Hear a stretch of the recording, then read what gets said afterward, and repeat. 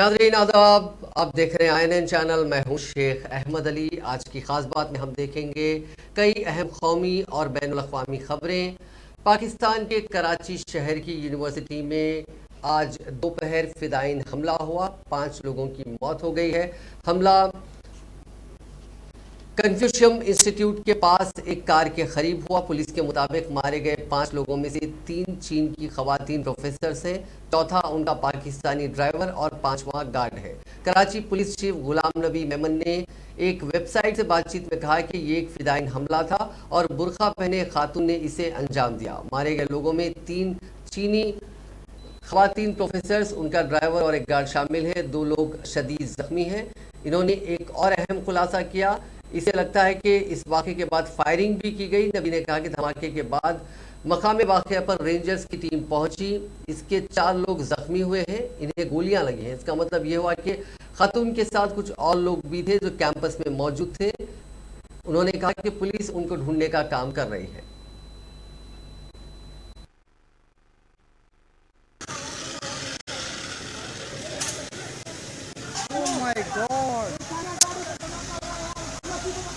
जानकारी के मुताबिक बलोच लिबरेशन फ्रंट ने हमले की जिम्मेदारी ली है। इस तंजीम ने पिछले महीने गिलगित में फौजी ठिकाने पर हमला किया था। इसमें 22 फौजी और 4 आम शहरी भी मारे गए थे।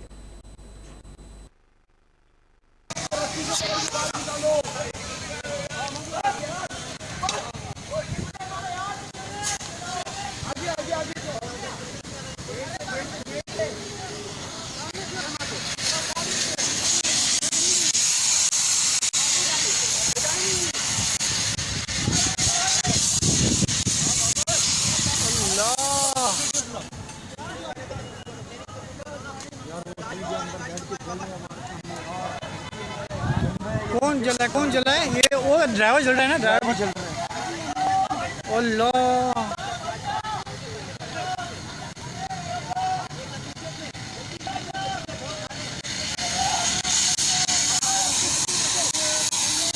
ओ तौबा।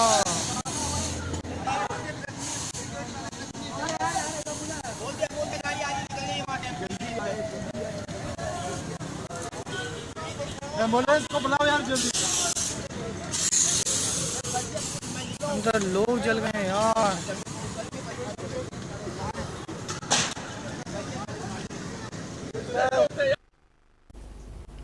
अब 3 खबरें सुप्रीम कोर्ट से जुड़ी। सुप्रीम कोर्ट ने मंगल को रामनवमी और हनुमान जयंती के मौके पर होने वाले पुरतशद्दुद वाक़यात की अदालती जांच की मांग करने वाली अर्जी को खारिज कर दिया। जस्टिस एल नागेश्वर राव की सरबराही वाली डिवीजन बेंच ने एडवोकेट विशाल तिवारी की अर्जी को खारिज करते हुए कहा कि दरखास्त काबिल समाअत नहीं है। सुप्रीम कोर्ट ने कहा कि आप साबिक जज से तफ्तीश कराना चाहते हैं, मुझे माफ़ कर दो, कोई खाली नहीं बैठा है। तिवारी ने एक रिटायर्ड जज या साबिक चीफ जस्टिस की सदारत में रामनवमी और हनुमान जयंती के मौके पर कौमी दारुल हुकूमत दिल्ली समेत कई रियासतों में मुबैना फ़िरक़ावाराना तशद्दुद की अदालती तहकीकात की अपील की थी। दरखास्त गुजार ने मौक़िफ़ इख्तियार किया कि तफ्तीश यकतरफा हो रही है, सुप्रीम कोर्ट तफसीली इंक्वायरी की हिदायत दे। सुप्रीम कोर्ट ने सवाल करते हुए कहा कि किस तरीके की अर्जी है, ये काबिल गौर नहीं है। सुप्रीम कोर्ट ने उत्तराखंड की सड़क रोड माफ़ कीजिएगा उत्तराखंड में होने जा रहे मुजवज़ा धर्म संसद के हवाले से इंतबाह जारी किया। सुप्रीम कोर्ट ने कहा कि अगर नफरत अंगेज तकारीर ना रोकी गई तो चीफ सेक्रेटरी इसके जिम्मेदार होंगे। ये धर्म संसद कल मुनक़िद होने वाली है। अदालत उस्मा ने कहा कि हम चीफ सेक्रेटरी को अदालत में तलब करेंगे, नफरत अंगेज तकारीर के हवाले से सुप्रीम कोर्ट की हिदायत पर अमल किया जाए और उससे रोकने के लिए तमाम ज़रूरी इक़दाम किए जाएँ। सुप्रीम कोर्ट की जानिब से उत्तराखंड के चीफ सेक्रेटरी को सूरत हाल को रिकॉर्ड पर रखने और ज़रूरत पड़ने पर अफसरान के जरिए उठाए गए असलाही इक़दाम पर हलफनामा दाखिल करने की हिदायत दी गई। जस्टिस AM खानोलकर ने कहा कि हुकूमत यकीन दहानी कर रही है, लेकिन ज़मीन पर ऐसा कुछ नज़र नहीं आ रहा है। समाअत के दौरान कपिल सिब्बल ने रोड की में मुनक़िद होने जा रही मुजवज़ा धर्म संसद पर रोक लगाने का मुतालबा किया। उत्तराखंड के सरकारी वकील ने कहा कि हम एहतियाती इक़दाम कर रहे हैं और कपिल सिब्बल जिस तबके की हिमायत कर रहे हैं वो भी कुछ चीज़ें कर रहा है। इस पर जस्टिस खानोलकर ने सरकारी वकील को रोकते हुए कहा कि ये किस तरह के दलाइल हैं, अदालत में बहस करने का ये तरीका नहीं है। सुप्रीम कोर्ट ने मरकज और रियासतों से एक अर्जी पर जवाब तलब किया जिसमें खेलों या फिजिकल एजुकेशन को आइन के तहत बुनियादी हक बनाने के लिए कहा गया। अर्जी में कहा गया कि बच्चों को खेलों में शामिल करना मुफीद होगा, वरना वो ज्यादा वक्त नए गैजेट्स पर गुजारेंगे।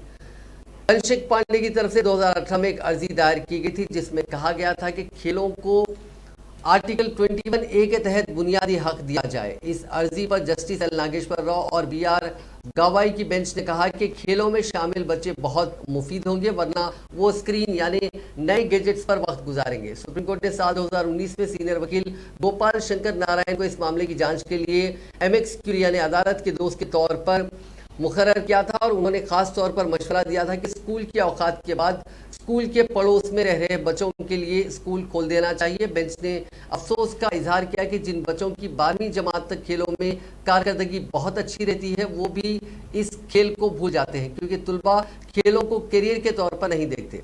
इस मौके पर अदालत ने क्रिकेटर VVS लक्ष्मण की मिसाल दी जिनके वालिदैन डॉक्टर थे, फिर भी उन्होंने क्रिकेट को अपने करियर के तौर पर मुंतखब किया। दरखास्त गुजार की नुमाइंदगी सीनियर एडवोकेट विकास सिंह ने की जिन्होंने कहा कि बदकिस्मती से हिंदुस्तान में खेल को करियर के तौर पर नहीं देखा जाता। रियासत आंध्र प्रदेश ने अदालत में अर्ज किया कि इसकी फिजिकल एजुकेशन की पॉलिसी है जिसमें हर तालुके में खेलों का स्टेडियम बनाने पर जोर दिया गया है। बेंच ने नोट किया कि आंध्र प्रदेश ने कामयाबी से बैडमिंटन खिलाड़ी पैदा किए और हरियाणा में भी पहलवानों के शोबे में यही रुझान रहा। मरकज की जानिब से पेश additional solicitor general KM Nataraj ने कहा कि मरकज पर खेल की मदद करने के हक में है। बेंच ने कहा कि एमिकस क्यूरी की तरफ से पेश की गई सिफारिशात के दूररस नतायज होंगे। अदालत ने कहा कि मुख्तलिफ हुकूमतों के ख्यालात का पता लगाने के बाद ही कोई हतमी हुक्म जारी किया जा सकता है। हिंदुस्तान में कोरोना के मामले फिर से बढ़ने लगे हैं। मुल्क में लगातार 7वें दिन कोरोना के 2000 से ज्यादा नए मामले सामने आए। बीते 24 घंटों में मुल्क में कोरोना के 2483 नए मामले रिपोर्ट हुए। इस बीच कर्नाटका के वजीर सेहत के सुधाकर ने कहा कि जून के खत्म में कोरोना की चौथी लहर पीक पर हो सकती है। उन्होंने IIT कानपुर की स्टडी का हवाला देते हुए कहा कि इसका असर अक्टूबर तक रहेगा। इसे देखते हुए कर्नाटका हुकूमत ने रियासत में फेस मास्क पहनने और सोशल डिस्टेंसिंग को कंपलसरी कर दिया। मुल्क में कोरोना के बढ़ते मामलों को लेकर वजीर आजम नरेंद्र मोदी चारशंबा यानी कल दोपहर 12 बजे सभी वज़राए आला के साथ वीडियो कॉन्फ्रेंसिंग के जरिए मीटिंग करेंगे। मुल्क में कोरोना के बढ़ते मामलों को लेकर वजीर आजम नरेंद्र मोदी चारशंबा यानी कल 12 बजे सभी वज़राए आला के साथ वीडियो कॉन्फ्रेंसिंग के जरिए मीटिंग करेंगे। बता दें कि मुल्क में पिछले एक हफ्ते से लगातार 2000 से ज्यादा नए मरीज सामने आ रहे हैं। सबसे ज्यादा तशवीशनाक हालत दारुल हुकूमत दिल्ली को लेकर है जहां रोज 1000 से ज्यादा केसेस मिल रहे हैं। मुल्क में कोरोना के बढ़ रहे मामलों के दरमियान DCGI यानी drug controller general of India ने कोरोना वायरस की 2 वैक्सीन को 5 से 12 साल तक के बच्चों को लगाने की मंजूरी फराहम कर दी है। इतलात के मुताबिक बायोलॉजिकल ई की कोर्बियोक्स को 5 से 12 साल के बच्चों को जबकि भारत बायोटेक की कोवैक्सीन को 6 से 12 साल के बच्चों को लगाने की मंजूरी फराहम की गई है। ख्याल रहे कि गुज़िश्ता साल अक्टूबर में ड्रग कंट्रोलर ऑर्गेनाइजेशन के माहिरीन की कमेटी ने कुछ शराइत के साथ 2 से 18 साल तक के बच्चों को कोवैक्सीन लगाने की सिफारिश की थी। तमाम इब्तदाई तौर पर 18 मार्च के महीने में मार्च के महीने में 12 से 18 साल की उम्र के बच्चों को कोवैक्सीन लगाने की मंजूरी दी गई थी। दरअसल कोरोना वायरस की साबिका लहर के दौरान बच्चे ज्यादा मुतासिर नहीं हुए थे, लेकिन नए वेरिएंट XE से बच्चे भी मुतासिर हो रहे हैं। खदशा जाहिर किया जा रहा है कि स्कूल खुलने के बाद केसेस में इजाफा हो सकता है। माहिरीन सेहत के मुताबिक गुज़िश्ता 3 हफ्तों में बच्चों में फ्लू जैसी अलामात में इजाफा हुआ है। इसके साथ ही मंजूरी के बाद हुकूमत जल्द ही एक गाइडलाइन जारी कर सकती है जिसमें ये बताया जाएगा कि मुल्क में 5 से 12 साल तक के बच्चों के लिए टीकाकारी कब और किस तरह शुरू की जाएगी। चीन के दारुल हुकूमत बीजिंग में कोरोना इन्फेक्शन के फैलाव में अचानक तेजी से लॉकडाउन के खदशे से लोगों में खौफ और हरास फैल गया है और हुकूमत ने बड़े पैमाने पर जांच शुरू कर दी है। शंघाई में इस किस्म की सूरत हाल पहले से मौजूद है। एक रिपोर्ट के मुताबिक जिले चाओयांग में एक हफ्ते के दौरान कोरोना के 26 नए केसेस सामने आए, जो मुल्क में कोविड के नए फैलाव में सबसे ज्यादा है। कोविड-19 के तेजी से फैलाव की वजह से लोगों में खौफ और हरास फैल गया। सुपरमार्केट्स और दुकानों पर लोगों की लंबी कतारें देखी जा सकती हैं। लोगों में खौफ है कि शंघाई की तरह दारुल हुकूमत बीजिंग में भी हालात पैदा न हो जाएं और लॉकडाउन की वजह से लोगों को घरों में भूख और प्यास का सामना करना पड़े। दरिया असना जरूरी सामान के जखीरे करने की होड़ के दौरान दारुल हुकूमत की बड़ी सुपरमार्केट्स ने अपने खुलने के औकात में तोसी कर दी। बीमारियों से बचाव की टीम ने एक बयान जारी किया जिसमें कहा गया कि सबसे ज्यादा आबादी वाले जिले चाओयांग में तमाम 3.5 मिलियन अफराद का इज्तिमाई तौर पर टेस्ट किया जाएगा। इसे 3 मरहलों में मुकम्मल किया जाएगा। अखबार चाइना डेली ने Beijing centre for diseases prevention and control के डिप्टी डायरेक्टर पैंग चिंगहो के हवाले से कहा कि दारुल हुकूमत में कोविड के केसेस में इजाफे का इम्कान है। महाराष्ट्र के वजीर आला उद्धव ठाकरे की रिहाइश गाह के बाहर हनुमान चालीसा का पाठ करने की धमकी देने वाली अमरावती के रुकने पार्लियामेंट नवनीत राणा और उनके रुकने असेंबली शोहर रवि राणा को मुंबई सेशंस कोर्ट से बड़ा झटका लगा। कोर्ट से दोनों को किसी तरह की राहत नहीं मिली। अब जमानत अर्जी पर आइंदा समाअत 29 अप्रैल को होगी, यानी 29 अप्रैल तक नवनीत और रवि राणा को जेल में ही रहना पड़ेगा। वाज़ेह रहे कि दोनों को 23 अप्रैल को मुंबई पुलिस ने उस वक्त गिरफ्तार किया था जब वो अपने ऐलान के मुताबिक मुंबई में अज़ान की मुखालिफत में वज़ीर आला उद्धव ठाकरे की रिहाइश मातोश्री के बाहर हनुमान चालीसा का पाठ करने के लिए निकलने वाले थे। नवनीत राणा और रवि राणा ने वज़ीर आला ठाकरे की रिहाइशगाह के बाद 23 अप्रैल को हनुमान चालीसा पढ़ने की धमकी दी थी। नवनीत राणा और रवि राणा ने कहा था कि वो वज़ीर आला ठाकरे के घर मातोश्री के बाहर हनुमान चालीसा का पाठ करेंगे। उन्होंने इसके लिए हफ्ते की सुबह 9 बजे तक का अल्टीमेटम दिया था, लेकिन हफ्ते को उनके निकलने से पहले ही शिवसेना के सैकड़ों कारकुन खार में वाक़ उनकी रिहाइशगाह पर जमा हो गए थे, जिसके सबब वो घर से बाहर नहीं निकल पाए। इसके बाद शाम में मुंबई पुलिस ने दोनों मियां बीवी को गिरफ्तार कर लिया था। पुलिस ने गुज़िश्ता हफ्ते के रोज रुकने पार्लियामेंट नवनीत राणा और रवि राणा को सेक्शन 153A यानी मजहब की बुनियाद पर दो ग्रुपों के दरमियान दुश्मनी को फरोग देने के इल्जाम में गिरफ्तार किया था। इतवार को दोनों को बांद्रा कोर्ट में पेश किया गया। पुलिस ने दोनों की हिरासत का मुतालबा किया, लेकिन अदालत ने उसे खारिज कर दिया। कोर्ट ने दोनों को 6 मई तक अदालती हिरासत में भेजने का हुक्म दिया हुआ है। पीके यानी प्रशांत किशोर और कांग्रेस के दरमियान गुज़िश्ता कई दिनों से जारी मीटिंगों और बातचीत का वो नतीजा सामने नहीं आया जिसकी सभी उम्मीद कर रहे थे। इम्कान जाहिर किया जा रहा था कि प्रशांत किशोर जल्द ही कांग्रेस में शामिल होंगे और पार्टी को मजबूत बनाने के लिए काम करेंगे, लेकिन प्रशांत किशोर और पार्टी के दरमियान इत्तेफाक राय कायम नहीं हो सकी। इस सिलसिले में कांग्रेस तर्जुमान रणदीप सिंह सुरजेवाला ने ट्वीट कर जानकारी दी। रणदीप सुरजेवाला ने अपने ट्वीट में लिखा कि प्रशांत किशोर के साथ तबादला ख्याल और उनके जरिए पेश की गई तजावीज़ के बाद कांग्रेस सदन ने 2024 के पेश नज़र एक बाइख्तियार एक्शन ग्रुप यानी एम्पावर्ड ग्रुप तश्कील दिया और उन्हें प्रशांत किशोर को मखसूस जिम्मेदारी के साथ ग्रुप के एक हिस्से के तौर पर पार्टी में शामिल होने की दावत दी, लेकिन उन्होंने इनकार कर दिया। साथ ही सुरजेवाला ने यह भी लिखा कि हम उनके जरिए पेश करदा तजावीज़ और उनकी कोशिशों को सराहते हैं।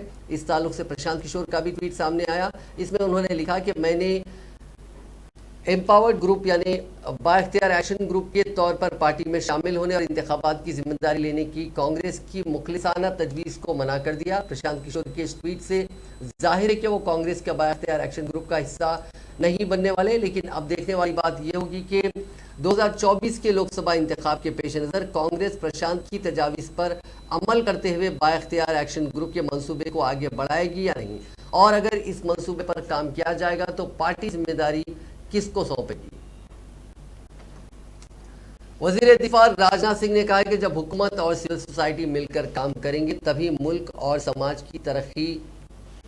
तरक्की की राह पर आगे बढ़ सकते हैं।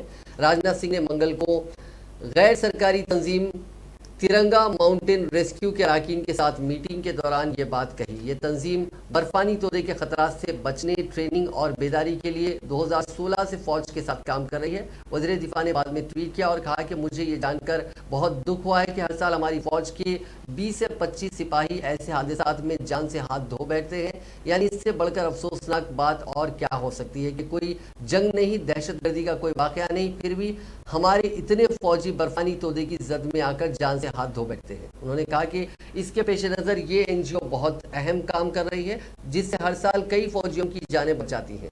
ये इंतहाई इत्मीनान और मसरत की बात है कि इस साल तिरंगा तंजीम की टीम जिन इलाकों में तैनात थी वहां कोई फौजी एहलकार जख्मी नहीं हुआ। राजनाथ सिंह ने कहा कि कोई भी मुल्क और माशरा तरक्की की राह पर तभी आगे बढ़ सकता है जब हुकूमत और सिविल सोसाइटी दोनों मिलकर काम करें। एक सेहतमंद और मजबूत माशरे के लिए इन दोनों को दो पहिए वो समझते हैं जो तरक्की की राह पर आगे बढ़ने के लिए उनका एक साथ चलना जरूरी है। मरकजी वज़ीर खजाना सीतारामन ने मंगल को सैन फ्रांसिस्को में ताजिरों और सरमाकारों के साथ मीटिंग की और उनको हिंदुस्तान की तरक्की में हिस्सा लेने के लिए दावत दी। इस वक्त वज़ीर खजाना अमेरिका के सरकारी दौरे पर हैं। उन्होंने ताजिरों और सरमाकारों के साथ गोलमेज मीटिंग में कहा कि आने वाले चंद वर्षों में हिंदुस्तान का शुमार दुनिया की सबसे तेजी से बढ़ने वाली अहम मईशतों में होगा। वज़ीर खजाना ने सैन फ्रांसिस्को में शमसी तवानाई के शोबे की कंपनी फर्स्ट सोलार के chief executive officer mark Widmer से भी मुलाकात की और हिंदुस्तान की काबिल तजदीद तवानाई के मंजरनामे और मुल्क में कंपनी की $70 करोड़ की सरमायाकारी पर तबादला ख्याल किया। विडमर ने वज़ीर खजाना को बताया कि हिंदुस्तान में पहला शमसी प्लांट जल्द ही शुरू हो जाएगा। वजारत खजाना के मुताबिक इस मीटिंग में आला अफसरान, निजी शोबे के बड़े कारोबारियों, सनतकारों, ताजिरों, सरमाकारों, इदारा जाती सरमाकारों और पेंशन और एंडोमेंट फंड्स के नुमाइंदों ने शिरकत की। अमेरिका में हिंदुस्तान के सफीर तरनजीत सिंह सिंधु, चीफ इक़्तिसादी मुशीर बी अनंत नागेश्वरन और दीगर सीनियर अफसरान ने भी मीटिंग में शिरकत की।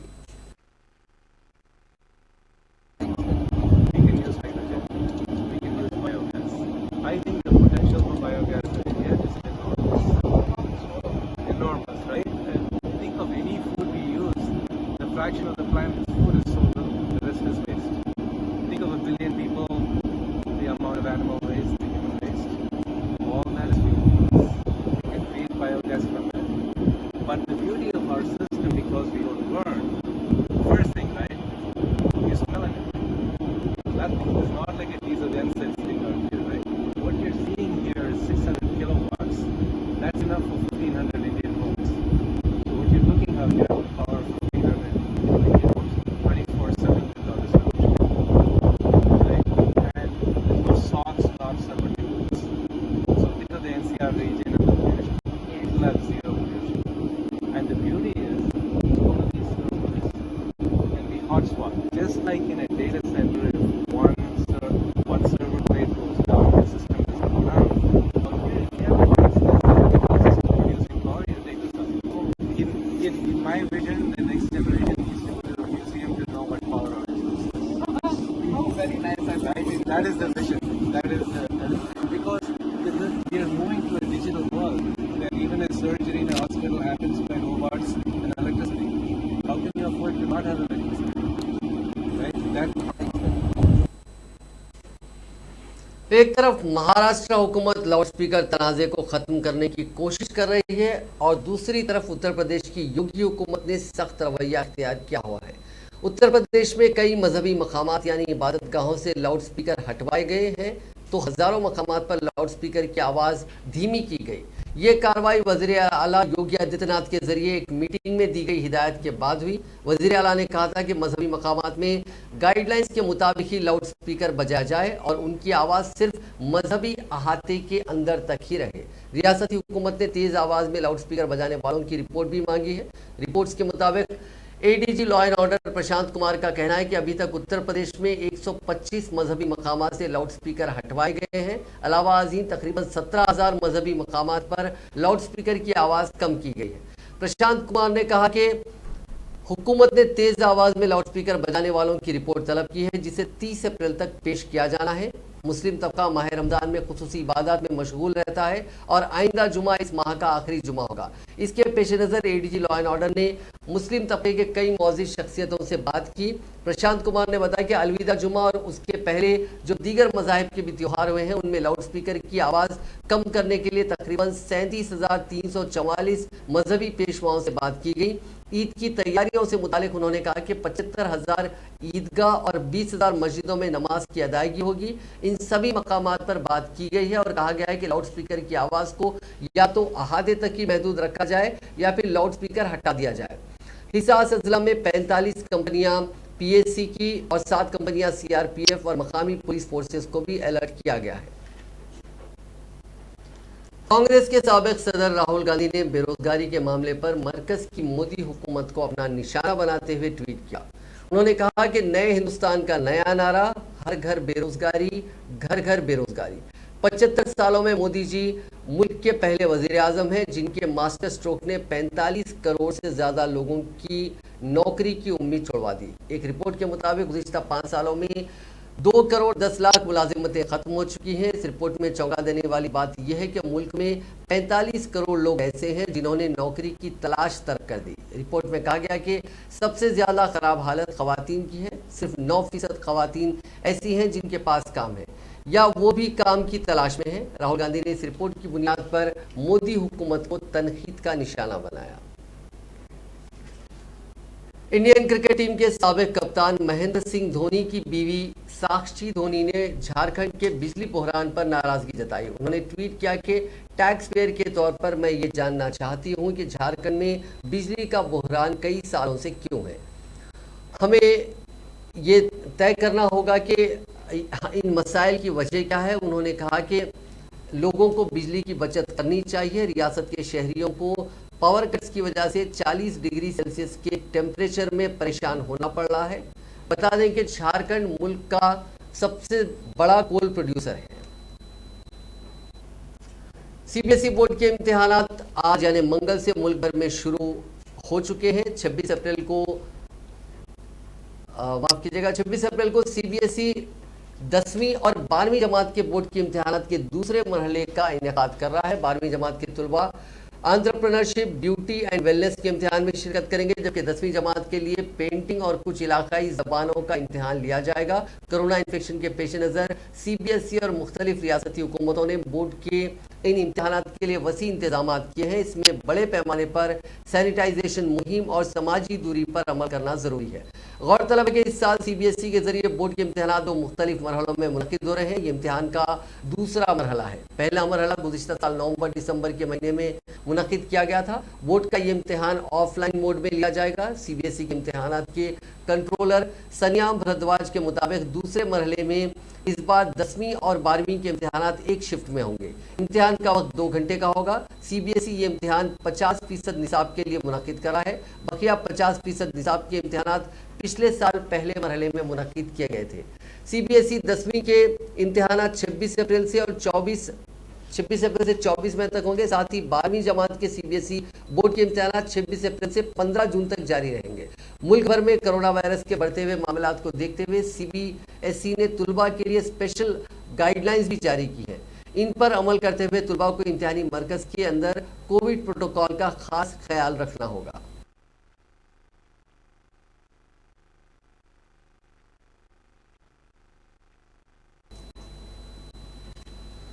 मुल्क में कई रियासतों में जिस बुलडोजर का इस्तेमाल मुजरिमीन या फिर मुलजिमीन पर कार्रवाई के लिए हो रहा है, उसी बुलडोजर का इस्तेमाल करके कुछ चोरों ने एक पूरा एटीएम उखाड़ लिया। मामला महाराष्ट्र के सांगली जिले का है। ये मीरज तालुके का वाकया है। ये पूरा वाकया सीसीटीवी कैमरे में कैद हुआ है, जिसमें आगरा चौक पर लगे एक्सिस बैंक के एटीएम बूथ का दरवाजा बुलडोजर के जरिए तोड़ते हुए एटीएम उखाड़ते हुए देखा जा सकता है। जांच में सामने आया है कि चोरों ने पहले एक जेसीबी को पेट्रोल पंप से चुराया और फिर इसकी मदद से एटीएम को उखाड़ा। उन्होंने पूरे एटीएम रूम को भी तहस नहस कर डाला। जानकारी के मुताबिक वारदात के वक्त एटीएम में 27 लाख रुपए थे। हालांकि सांगली पुलिस को वारदात वाली जगह से कुछ दूरी पर कैश बैग्स बरामद हुए। चोरों ने उसे तोड़ने की कोशिश की, लेकिन वो कैश निकालने में कामयाब नहीं रहे। चोरी की इस अजीबोगरीब हरकत को देखकर पुलिस के भी होश उड़ गए। ये मुल्क का पहला ऐसा मामला है जहां बुलडोजर के सहारे एटीएम की चोरी हुई है। सीसीटीवी फुटेज में दिख रहा है कि एक शख्स एटीएम बूथ के अंदर जाता है, फिर वो बाहर चला जाता है। इसके बाद अचानक जेसीबी सीधे एटीएम बूथ में घुसते नजर आ रही है। इस वारदात के कई घंटे बाद पुलिस को इसकी जानकारी मिली और मामले में जांच पड़ताल शुरू की गई। खास बात यह है कि एटीएम सेंटर के बाहर ना सीसीटीवी कैमरे लगाए गए थे और ना ही कोई गार्ड था।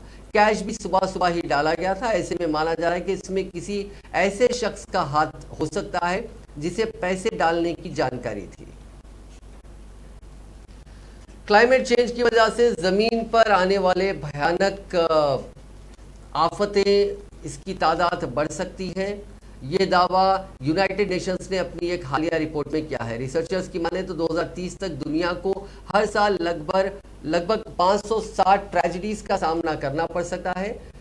फिलहाल पूरा मुल्क 2015 से सालाना 400 ऐसे आफात को झेल रहा है। United Nations office for disaster risk reduction यानी UNDRR की इस रिपोर्ट में यह भी कहा गया है कि 1970 से 2000 के बीच आफात की सालाना तादाद 90 से 100 थी। ये काफ़ी बड़े पैमाने पर बढ़ी। रिपोर्ट के मुताबिक 2001 के मुकाबले 2030 में गर्म हवाएं 3 गुना तक बढ़ जाएंगी। इसके साथ ही सूखा पड़ने के मामलों में 30% का इजाफा हो सकता है, ऐसा अंदाजा लगाया गया। बता दें कि हिंदुस्तान में इस साल बढ़ते टेम्परेचर की वजह से मार्च के महीने में ही गर्मी 121 साल का रिकॉर्ड तोड़ चुकी है।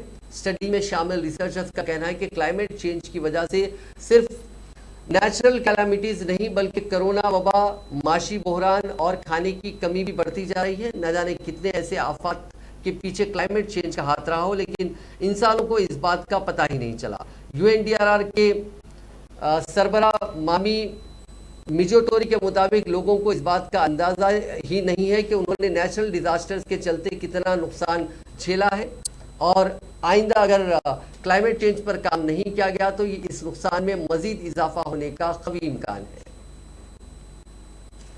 रूस की धमकियों के बावजूद जर्मनी यूक्रेन को 50 गेपर्ड टैंक सप्लाई करने की तैयारी कर रहा है। हालांकि ऐसा करने के बाद दुनिया के डैश पर उसे कई तरह के सवालों का सामना करना पड़ेगा। जर्मनी ने यूरोपियन सिक्योरिटी को लेकर जो भी वादे किए थे, यूक्रेन को टैंक बेचकर उसने उन सभी वादों को ताक पर रख दिया। जर्मनी की डिफेंस इंडस्ट्री फरवरी से टैंक यूक्रेन को बेचने की कोशिश कर रहा है, लेकिन स्कोल्स की हुकूमत ने इसकी मंजूरी नहीं दी थी, जिसकी वजह से जर्मनी के लोग हुकूमत की खूब तनकीद कर रहे थे। रूस एक तरफ यूक्रेन से जंग लड़ रहा है तो दूसरी तरफ उसके खुद के शहर में हालात बिगड़े हुए हैं। वेस्टर्न रशिया में वहां के एक शहर में किंडरगार्टन स्कूल पर गोलाबारी का मामला सामने आया है। इस हमले में जुमला 4 लोगों की मौत हुई है। यूक्रेन में जारी रूसी फौजी मुहिम के दरमियान अक़वाम मुत्तहिदा के सेक्रेटरी जनरल एंटोनियो गुतेरेस मंगल को रूस के सदर व्लादिमीर पुतिन और वजीर खारजा सरगई लावरोव से मुलाकात करेंगे। इस दौरान मॉस्को में यूक्रेन के हालात के सिलसिले में बातचीत होगी। इससे पहले रूसी नायब वजीर खारजा एंड्री रोडेंको ने कहा था कि मॉस्को में एंटोनियो गुतेरेस के साथ मारियोपोल और स्टील प्लांट के इलाके के आसपास के हालात से मुतालिक मसलों पर बातचीत होने की उम्मीद है। अक़वाम मुत्तहिदा के तर्जुमान फरहान हक ने पीर के रोज तस्दीक की थी कि एंटोनियो गुतेरेस के मॉस्को और कैफ के दौरों के दौरान मारियोपोल के सिलसिले में बातचीत होने की उम्मीद है। शुमाली कोरिया के रहनुमा किम जोंग उन ने अपने मुल्क के जौहरी सलाहियतों को तेज तरीन रफ्तार से मजबूत करने के अज़्म का इजहार किया।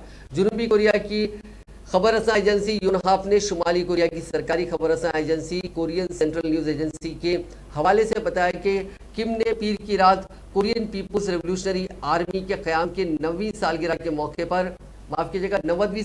मौके पर मुनक़िदा परेड में मुल्क की जौहरी सलाहियतों को तेज तरीन रफ्तार से बढ़ाने का अहद किया है। जनूबी अफ्रीका के साबिक़ कप्तान और क्रिकेटर माफ कीजिएगा, ये खबर जनूबी अफ्रीका के साबिक़ कप्तान ग्रेम स्मिथ को SJN कमीशन की रिपोर्ट की बुनियाद पर नस्ल परस्ताना रवैये के इल्जाम से बरी कर दिया गया है। यह फैसला आज़ादाना सालिसी के अमल के बाद किया गया। SJN रिपोर्ट की बुनियाद पर वकील निकारागुआ ने स्मिथ को बेकसूर करार दिया। इस अमल का खर्च CSA को ही बर्दाश्त करना होगा। इस अमल के दौरान यह साबित हुआ कि स्मिथ ने 2012 से 2014 के दरमियान विकेट कीपर थॉमी तिस लेक्वेल के साथ कोई इम्तियाजी सलूक नहीं किया। जब सेंट्रल कॉन्ट्रैक्ट मिलने के बावजूद तिस लेक्वेल को टेस्ट स्क्वाड में शामिल नहीं किया गया तो स्मिथ पर यह इल्ज़ाम था कि वो CSA में सियाफाम क़यादत ग्रुप और ख़ास तौर पर CEO थाइवंग मोरिये के साथ काम करने से खुश नहीं थे। सोशल मीडिया पर टाइगर श्रॉफ का एक वीडियो तेजी से वायरल हो रहा है। वीडियो में टाइगर एक फैमिली मैन को हक करते हुए नजर आ रहे हैं। दरअसल मुंबई में टाइगर और तारा सुतारिया फिल्म हीरोपंती 2 के प्रमोशन के लिए पहुंचे थे। दोनों को देखने के लिए फैंस की भीड़ लग गई। इस दौरान टाइगर को देखकर एक फीमेल फैन बेहोश हो गई, जिसके बाद वहां मौजूद लोगों ने पानी उसे पिलाया, लेकिन उसने पानी पीने से मना कर दिया। इसके बाद टाइगर ने उसे स्टेज पर बुलाया और उसे गले से लगाया। वायरल वीडियो को देखकर सोशल मीडिया यूजर्स काफी रिएक्ट कर रहे हैं। नाजरीन, आज की खास बात में बस इतना ही। आपसे कल मुलाकात होगी नई खबरों के साथ, नए एनालिसिस के साथ। फिलहाल दीजिए इजाजत। खुदा।